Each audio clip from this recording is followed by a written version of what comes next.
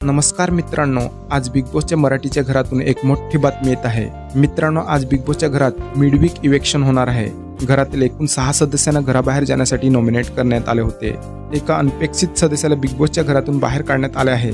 Big बॉसच्या घरात काल मिडवीक इव्हेक्शन झाले आहे आणि समोर आलेल्या माहितीनुसार अंकिता प्रभू वालावलकर बिग बॉसच्या घरातून बाहेर पडली आहे।